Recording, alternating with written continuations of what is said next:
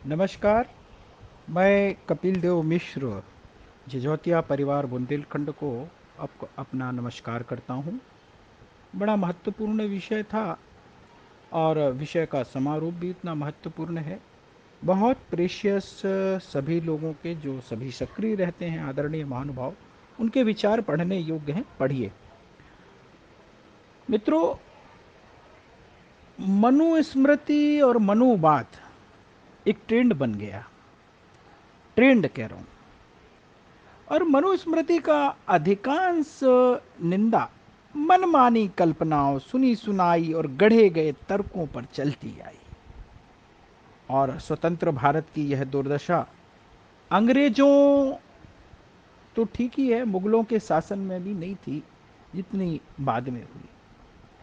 हिंदू ग्रंथों की या सनातन ग्रंथों की निंदा करने वाले उसे शायद ही पढ़ते हैं, पर किसी वाक्य या शब्द को उस पुस्तक के संदर्भ से अलग कर और बिना अर्थ समझे निंदा करना, ना समझी कहूंगा मैं या धूर्तता कहूंगा, यह जानबूझ करके किया गया षड्यंत्र कहूंगा। अब उससे जुड़ी कोई खास बात की निंदा हेतु चुन लिया जाता है। जैसे शूद्र का अर्थ बड़ा सीमित उसमें कि हिंदू परंपरा में, सनातन परंपरा में शूद्र एक वर्ण है, जन्म जाति नहीं। तब भी शूद्र की स्थिति हीन नहीं बताई गई थी। शूद्र भी 4 वर्णों में एक सवर्ण थे, उनका सम्मानपूर्ण स्थान था। चाहे कभी अपने सूर्यकांत त्रिपाठी निराला जी हों और चाहे तुलसीदास जी हों, गोस्वामी जी। लिखा है कि भारत में शूद्रों की स्थिति पहले सम्मानजनक थी। इस्लामिक काल में, मुगल काल में उनकी स्थिति खराब हुई। और मैंने उसका उल्लेख मीटिंग में भी किया। अगर सूर्यकांत त्रिपाठी निराला जी के शब्दों में जाऊं कि रखा उन पर गुरु भार, विषम जो पहला पद अब मद विषम, किसी ने पढ़ी हो, मुझे याद आती है, तो उन्होंने कहा कि सेवा के लिए अर्थ भी उसका भावार्थ है कि जो पहले शूद्रों को पद मिला वह सम्मानीय हो, उनके लिए विषतुल्य हो गया। और मैंने मीटिंग में महत्तर शब्द का कहा कि महत्तर सबसे महत्वपूर्ण काम था जिस पर समाज खड़ा हुआ है। और ब्राह्मण क्षत्रिय वैश्यों पर ही वह इस्लामिक शक्ति वाली छाया अपनी काम कर रही थी। उसे तोड़ना था धरातल को, उसने तोड़ा। भारत में कभी भी महान ज्ञानी हो, ऋषि हो, राजा हो, उनका जन्म जाति का अनिवार्य संबंध नहीं रहा। स्वामी विवेकानंद हाल के उसमें अगर कहा जाए तो वो एक महत्वपूर्ण उदाहरण थे और उनने उसका सविस्तार उल्लेख किया है। उन्हीं के शब्दों में अगर कहूं तो उन्होंने कहा कि मुझे चुनौती दी गई, एक शूद्र को सन्यासी बनने का क्या अधिकार है? वो कायस्थ थे। मैं उसका उत्तर देता हूं, मेरी जाति के लोगों ने दूसरी सेवाओं के अतिरिक्त आधे भारतवर्ष पर कई शताब्दियों तक राज किया। यदि मेरी जाति को गिना ना जाएगा तो भारत की वर्तमान सभ्यता में क्या बचेगा? केवल बंगाल में मेरी जाति ने महानतम दार्शनिक, कवि, इतिहासकार, पुरातात्विक, धर्म गुरु दिए। मेरे रक्त ने भारत को महानतम वैज्ञानिक दिए। इसलिए मुझे कोई चोट नहीं लगती जब वो मुझे शूद्र कहते हैं। वह उनका व्याख्यान शायद 1897 का मद्रास का ऐसा है जो हम लोग कभी भी व्याख्यान में उल्लेख करते हैं। अब विवेकानंद की इन पंक्तियों से शूद्र और दलितवाद के नाम पर चलने वाले सारे जो बुद्धिवादी है ना, नव बौद्धवाद, दुष्प्रचार की वास्तविकता देखी जा सकती है। परंतु विवेकानंद को पढ़ाया नहीं गया और वह सर्वप्रथम प्रमाणित होता है कि 100 वर्ष पहले जिन्हें शूद्र माना जाता था उन्हें अब नहीं माना जाता। दूसरा शूद्र सदैव दबे कुचले, दीनहीन, पीड़ित नहीं थे, क्योंकि स्वामी विवेकानंद कह रहे हैं उसमें कि शूद्रों ने आधे भारतवर्ष पर सदियों तक राज किया। क्योंकि वे राजकीय सत्ता पर काबिज रहे, अतः शूद्र वर्ण या शब्द का सैद्धांतिक व्यावहारिक अर्थ सिर्फ शोषित, पीड़ित, दलित नहीं हो सकता। अब व्यावहारिक प्रमाण तो प्रत्यक्ष ही है। अभी समकालीन इतिहास में एक शूद्र अपने ज्ञान और कर्म के बल पर स्वामी विवेकानंद बनकर पूरे भारतवर्ष को सबसे सम्मानित विश्व गुरु जैसी हस्ती बना बैठा। और पौराणिक विवरणों से लेकर के असंख्य उदाहरण हैं, असंख्य उदाहरण हैं। सत्यकाम हो, जबाली हो, विश्वामित्र हो, महात्मा विदुर हो, नारायण गुरु हो, महर्षि अरविंद हो, ऐसे जन्मना शूद्र जन्म से गैर ब्राह्मण ऋषियों ज्ञानियों की लंबी सूची है, और जिनका नाम लेकर के हिंदू सनातनी गदगद होते हैं। अब किसी ज्ञानी और ऋषि की जन्म जाति क्या है, यह उनकी किसी भारतीय शिष्य या पाठक या भक्त को मालूम है क्या? क्या उसे इससे मतलब भी है? यही भारतीय सनातन हिंदू परंपरा है। और भारतीय परंपरा में जन्मना उच्च व निम्न जाति का कोई शास्त्रीय आधार नहीं है। व्यवहार में यदि कहीं कभी विकृतियां आई हैं तो शास्त्रों से विचलन का संकेत है, शास्त्रों से डेविएशन, उनके पालन का नहीं है। और भगवत गीता में भगवान श्री कृष्ण ने जाति की भी स्थिति को कहा है कि चातुर्वर्ण्यम मया सृष्टम गुण कर्म विभागशः। श्री कृष्ण कहते गुण और कर्म के अनुसार 4 वर्ण मेरे द्वारा रचे गए। अतः जिस जन्म नाव में बहुतेरे लोग शूद्र व वैश्य का अर्थ कर शास्त्रों पर उंगली उठाते हैं, वह कभी रहा ही नहीं। आखिर गुण और कर्म के अनुसार किसी वैश्य का अर्थ गुप्ता अग्रवाल परिवार में जन्म लेने वाले से नहीं हो सकता, पर उसी से सारी राजनीतिक बौद्धिक लफ्फाजीबाजी चलती रहती है। उसी हिसाब से चंद्रगुप्त समुद्रगुप्त सम्राट कैसे हुए, या ये यदुवंशी कृष्ण, भगवान कृष्ण उनके अहीर भाई ब्रंद बंद भगवान दार्शनिक और शासक कैसे बने। तो बड़ा मुश्किल होता है और ये कहना बड़ा दुष्कर होता है। ऐसे सैकड़ों उदाहरण पड़े हैं भारतीय वांग्मय में, भारतीय मनीषा में, जो हम दे सकते। अब मान भी लिया जाए कि रोज रोज मनु स्मृति में विवाद खड़ा करना, मनुवाद का एक उदाहरण देना, और भारत में गौरवपूर्ण सूक्तियों का स्रोत मनु स्मृति है, महान ग्रंथ है। जैसे धर्मो रक्षति रक्षिता, लोग इसे संक्षिप्त रूप में जानते हैं, बिल्कुल वैसे ही जैसे अहिंसा परमो धर्मा, धर्म हिंसा तथैव च, आधा ही पढ़ाया गया अहिंसा परमो धर्म, कि अहिंसा परम धर्म है, मगर उसी परम धर्म पर आ जाए तो धर्म हिंसा तथैव च, हम हिंसा करने से चूकेंगे नहीं। ऐसा महाभारत में, ऐसे ही इसको पूरा नहीं पढ़ाया गया। धर्म एव हतो हंति धर्मो रक्षति रक्षिता, तस्मा दमो न हतव्या मानो धर्म हतो वधीत। अर्थात मरा हुआ धर्म मारने वाले का नाश और रक्षित किया हुआ धर्म रक्षक की रक्षा करता है। अतः धर्म का हनन कभी ना करो, धर्म नष्ट ना करो, क्योंकि मारा हुआ धर्म तो हमें ना मार डाले। सिर्फ यही श्लोक नहीं है, मनुस्मृति के 8वें अध्याय के सभी श्लोक इसी बिंदु पर है, और जिन्हें पढ़ करके कोई भी देख सकता है। मैंने मनुस्मृति डाली इस समूह में, PDF पढ़िए, उसमें उनमें से किसी भी मूल्यवत्ता आज भी कम नहीं हुई। उन्हें बेकार मानना तो दूर रहा।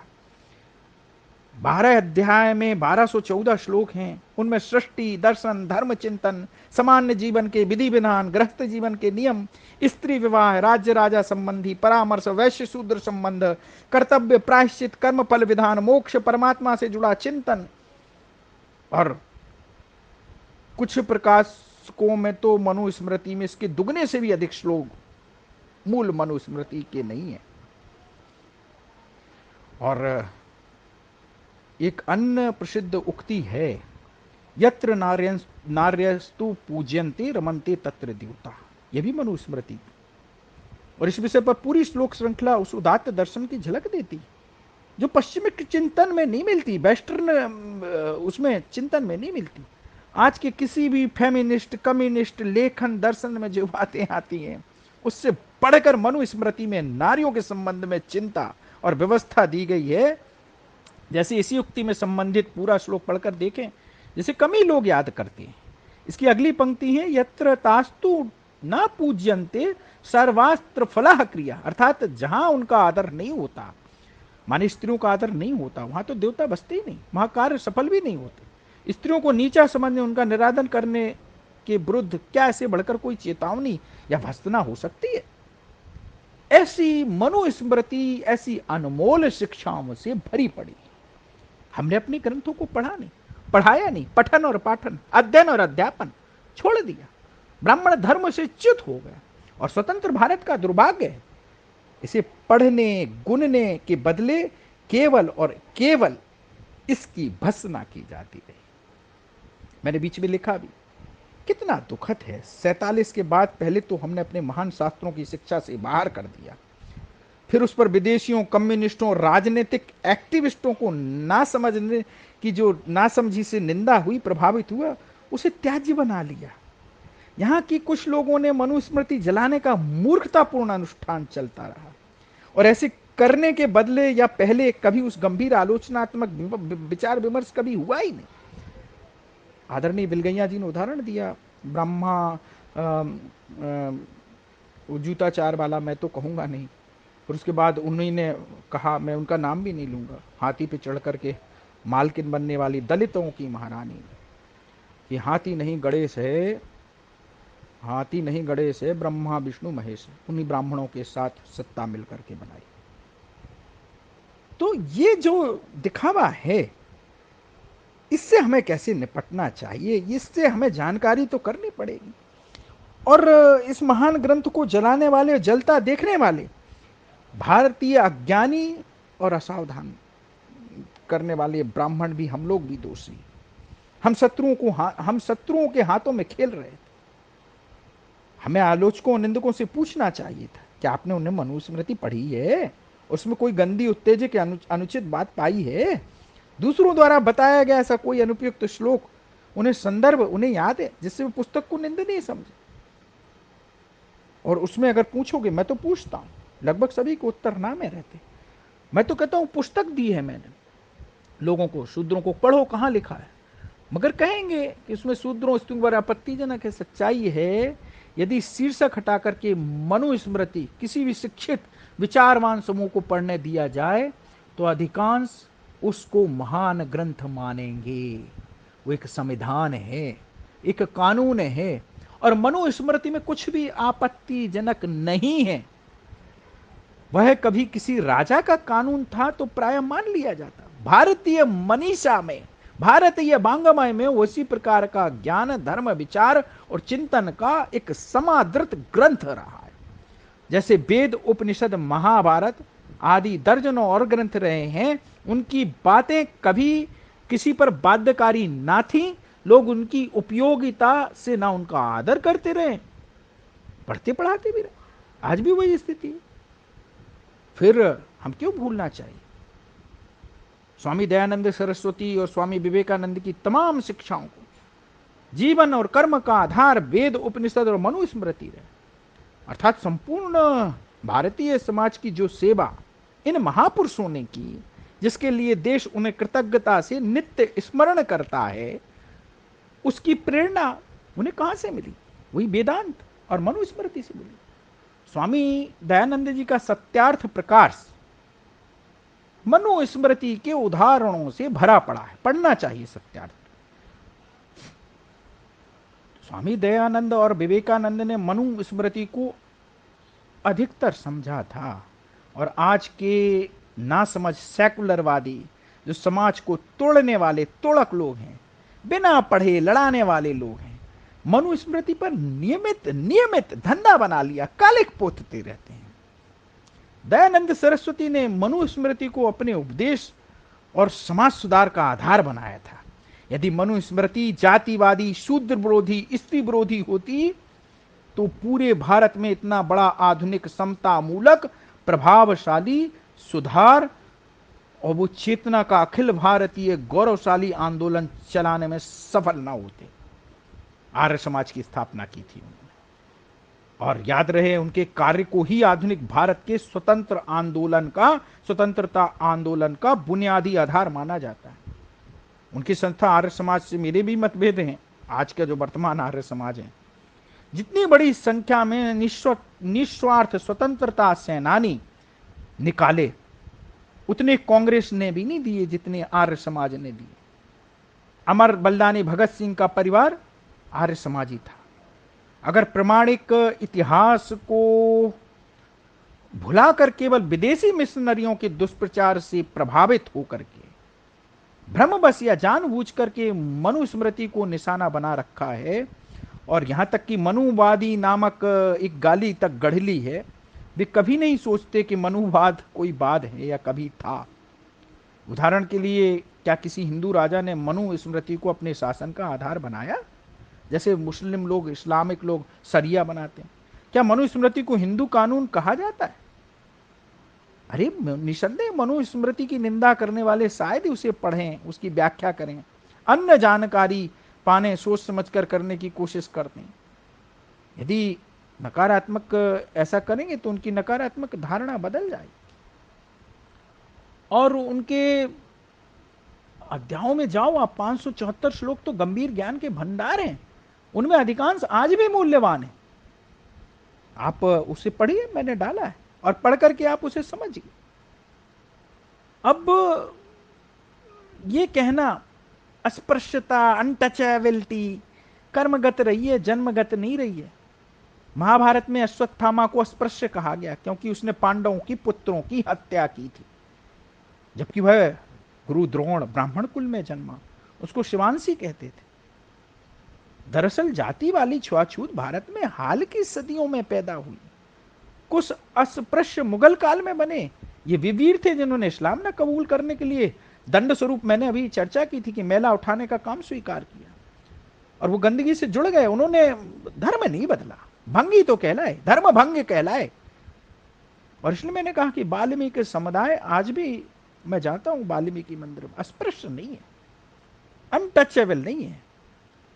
और 1800 तक, यानी 19वीं शताब्दी की शुरुआत तक जातियों के बीच परस्पर पिछड़ापन अधिक नहीं था। कुल शिक्षितों में 80% गैर ब्राह्मण थे, कुल शिक्षितों में।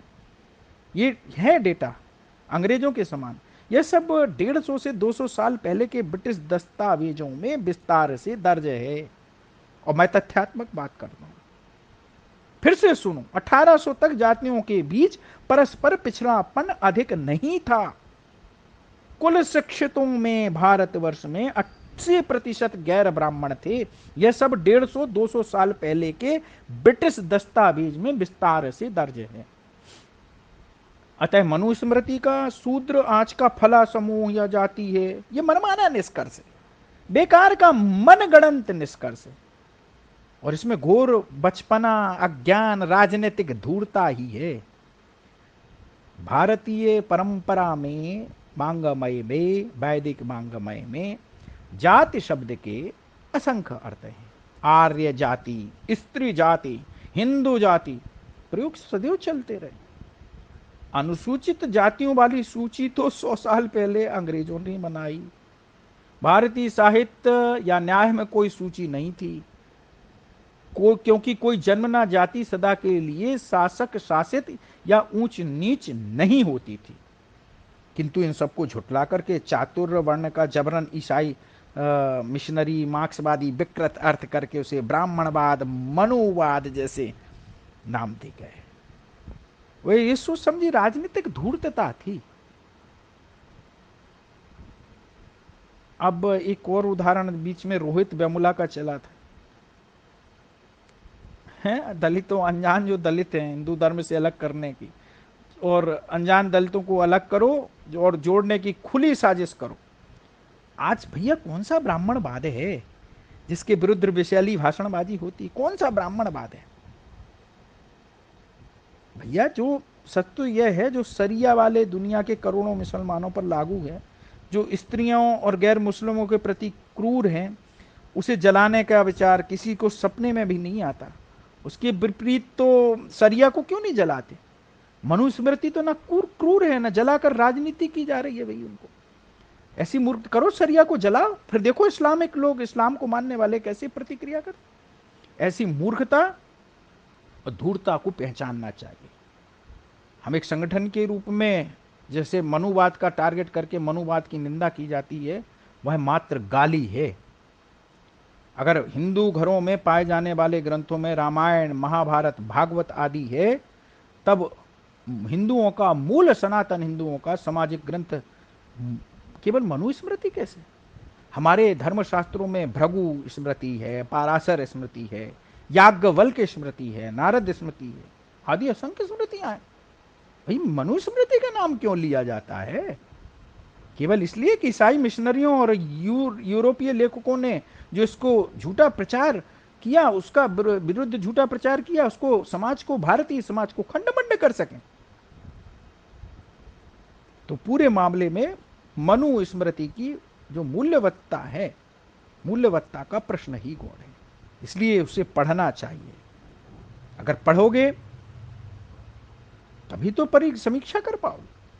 असली बात उसके बहाने केवल हिंदू विरोधी राजनीति को धार देना है। भैया धार दो, दलितों को हिंदुओं से अलग करने का अंतरराष्ट्रीय षड्यंत्र है, उसी के तहत उनको मनुस्मृति जलाना और किसी तरह हिंदुओं के बीच आपसी विद्वेष हो, दंगे भड़काने वाला मूल उद्देश्य हो, ये सदियों पुरानी योजना है और जिसके प्रति हिंदू समाज और मैं कहूं ब्राह्मण समाज कभी सचेत नहीं रहा और इस गफलत के कारण स्वतंत्र भारत में भी इस षड्यंत्र को रोका नहीं गया और उसको उल्लेख करते हैं। पढ़िए, बड़े अच्छे विचार हैं, सभी महानुभावों ने अच्छे लिया। उल्टे जो अल्पसंख्यक का विशेषाधिकार देकर हिंदुओं को तीसरी अवस्था में डाल दिया। भाई अभी तो दलित की आड़ लेकर के चर्च, मिशनरी और तबलीगी संगठन हिंदू शास्त्रों और हिंदू सनातन संस्कृतियों को इसी देश में जलाते और हम सब सहते रहते हैं। ईसाई इस्लामी किताबों को छू करके दिखाओ, जलाओ उनको, जरा देखो कैसे प्रतिक्रिया देते हैं। तो इसी से दिखता है कि वास्तव में कौन असहाय और कौन अत्याचारी। हम सहिष्णुता को हमें असहाय बना करके रख दी, हमारी सहिष्णुता। और 100-150 साल में दलित समझे जाने वाले लोगों को स्वतंत्र भारत में बहुत बड़ा उत्थान हुआ है और डॉक्टर अंबेडकर ने इसे नोट किया था। तब से 60 वर्ष और बीत चुके, तब दलितों ने उनके लोग देश के बड़े बड़े पदों पर, जीवन के हर एक क्षेत्र पर स्थापित होते रहे। इन सबको अनदेखा करके अतिरंजितपूर्ण मनगढ़ंत प्रचार चलाना, समाज विरोधी हानिकारक काम करना, ये ठीक नहीं है। हम अपने सच्चे ज्ञानियों, महान समाज सेवियों के जीवन, कर्म और शिक्षाओं पर अगर ध्यान दें तो मनुस्मृति के प्रति जितना विद्वेष फैलाया गया, इतना विभ्रम फैलाया गया और ये जो आए दिन मनुस्मृति पर विवाद खड़ा करने वाले बुद्धिवादी लोग हैं और उसके अनमोल शिक्षाओं को दुराग्रहपूर्ण देख करके समाज को दिग्भ्रमित कर रहे हैं, वो कहीं ना कहीं सनातन की व्यवस्था को तोड़ रहे हैं मित्रों। और इसलिए हमें एक संगठन के रूप में इसका अध्ययन करना चाहिए, इसका तार्किक विवेचन करना चाहिए, सामने वाले से पूछना चाहिए कि आपने इसको पढ़ा, कौन सी बात आपको इतनी उत्तेजक लगी। उसमें कठोर, ब्राह्मण को सबसे कठोर दंड देने की बात कही गई, कहीं संरक्षण नहीं किया गया। पढ़िए आप मनुस्मृति, कहीं भी उसमें इस तरीके का नहीं किया। मनुस्मृति, मनुवाद करके कड़ करके एक बिटंडा खड़ा किया गया। और इस समारोप में मैं यही कहना चाहता हूं कि आप इस समारोप को सुनिए और हमें अपने तर्क को, ज्ञान को, बुद्धि को वैज्ञानिक ढंग से, जब मैं वैज्ञानिक ढंग कहता हूं तो सिस्टमैटिक, बिना आक्रोशित हुए, बिना उग्र रूप धारण किए हुए, बड़े तर्क से वहीं घुस करके उनको त्रिड़ी करना माने बिखेर देना है। और अगर हमने ये नहीं किया तो हम निश्चित रूप से बहुत खतरे में पड़ जाएंगे। आगे आने वाले समय में देखिए आप, धीरे धीरे आरक्षण की व्यवस्था स्वतः समाप्त होगी, SC/ST एक्ट स्वतः समाप्त होंगे, मगर इसके लिए हमें एक रूप होकर के खड़ा होना पड़ेगा, प्रतिवाद करना पड़ेगा। आज ब्राह्मण विरोध, मनुवाद विरोध फैशन सा बन गया और उस फैशन सा जो जब भी खड़े हो ब्राह्मणवाद, देश ब्राह्मणवाद, अरे कहाँ ब्राह्मणवाद है? अगर ब्राह्मणवाद होता तो 25 करोड़ देश में ब्राह्मण उतराते रहते भैया। ब्राह्मण ही तो ब्राह्मण का भला नहीं करता। ब्राह्मण न्याय प्रिय रहा है, सदियों से शक्ति का, सत्य का शोधक, शक्ति का उपासक रहा, और यही सहिष्णु रहा, यही देश की मूल धारा है। तो सहिष्णु रहा है तो देश बचा, इसलिए कुछ नहीं कर पाए क्योंकि फ्लेक्सिबल रहा और वह संस्कृति बची रही। ये ब्राह्मणों का देश है, सप्त ऋषियों की संतान हो भाई। ब्राह्मण विरोध करके आप अपने जड़ को तोड़ोगे तो खुद भी खत्म हो जाओगे। इसलिए ये जो फैशन चल पड़ा है मनुवाद और मनुस्मृति का हवाला देते हुए, विशेषकर सनातन धर्मावलंबियों को, ब्राह्मणों को टारगेट करते हुए जो फैशन चल पड़ा है, उसका हमें एक संगठन के रूप में अध्ययन करके, अध्यापन करवा करके लोगों की विभ्रम की जानकारियों को दूर करना है, गांव गांव में घुसना है, चर्चा करनी है, संवाद स्थापित करना है, जो हम सदियों से करते रहे, जो ब्राह्मण धर्म है। निश्चित रूप से हमारी बमने स्थापित होगी, ज्योतिया स्थापित होगी। लंबा ना हो, 25 मिनट हो चुके, 26 मिनट, आप लोगों को सुनने में भी दुविधा ना हो, इसलिए मैं इस विषय का समारोप करता हूँ, इसको अपनी वाणी को विराम देता हूँ। ध्यान से सुनिए जरूर। बहुत बहुत धन्यवाद।